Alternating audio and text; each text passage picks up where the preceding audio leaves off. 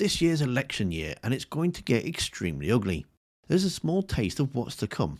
Last week's business questions, the shadow leader of the House pointed out Tory failure.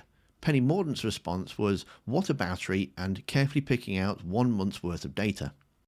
The Tories have been in power for the past 14 years and have absolutely zero to show for it. There's no achievements whatsoever. They can't turn around and say that we inherited this and we've made this better, or we've inherited that and we've made this better.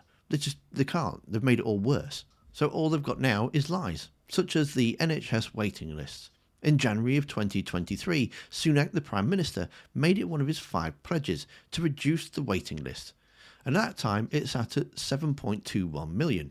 By the end of the year, his massive achievement with his plan of doing absolutely nothing is that it went up to 7.61 million. They had one good month towards the end, and it came down very slightly. And that is the data that Penny Mordaunt picks out to say, yes, the plan is working. 1 month.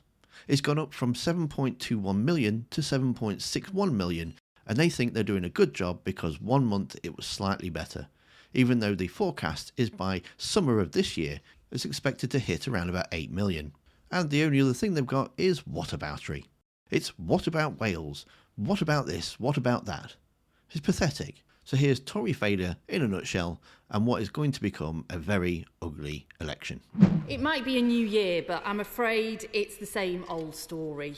A government that's run out of road, out of ideas, not fixing the problems we face but making them worse. And many on her own side have now reached the same conclusion.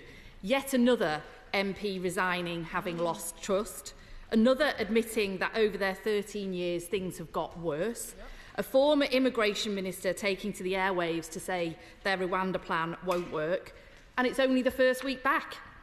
But some things have changed, Mr Speaker. The Prime Minister seems to have had a dramatic reversal in strategy. Despite just months ago saying he was the change candidate, rather laughably, his latest reset confirmed what we all know. He's now just offering more of the same.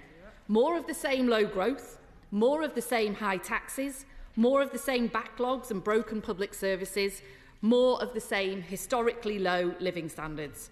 Only this hapless Prime Minister would set himself targets that were hard to miss and then miss them.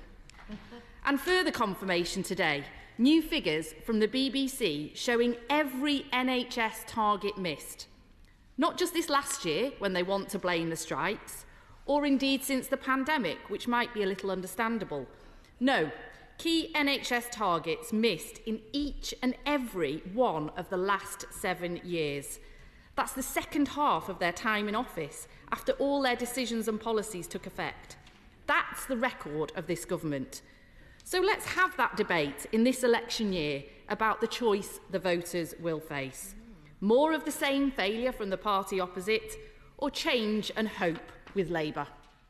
She mentions the NHS performance data. Monthly performance data shows that overall waiting lists fell by more than 95,000, down to 7.6 million from November from October.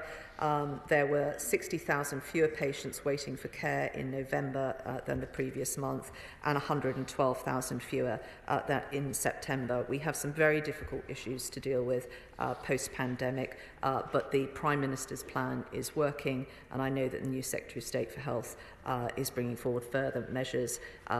We have stood up, as the Honourable Lady opposite will know, an enormous number of new services, new healthcare professionals, immense numbers of new diagnostic centres, and are vastly increasing the number of operations able to be taken place.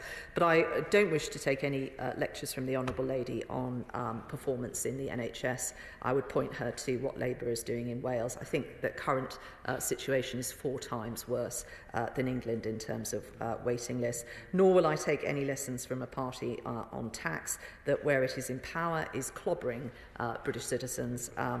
It is doubling rates in Wales. Its London mayor is clobbering hard-working people and charities with ULEZ.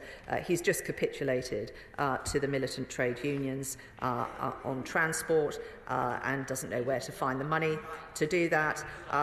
They are soft on crime. The Met's 70 million black hole in their budget demonstrates that. Time and time again, where Labour are in power, they show they are not on the side of the British people. Rishi Sunak is constantly claiming his party has a plan and that his plans are working. Nobody actually knows what his plan is, and he doesn't even know what his plan is. And if you actually listen to the interviews that he gives, he's constantly asking Labour, what would you do? What would you do in this situation? What's your plan?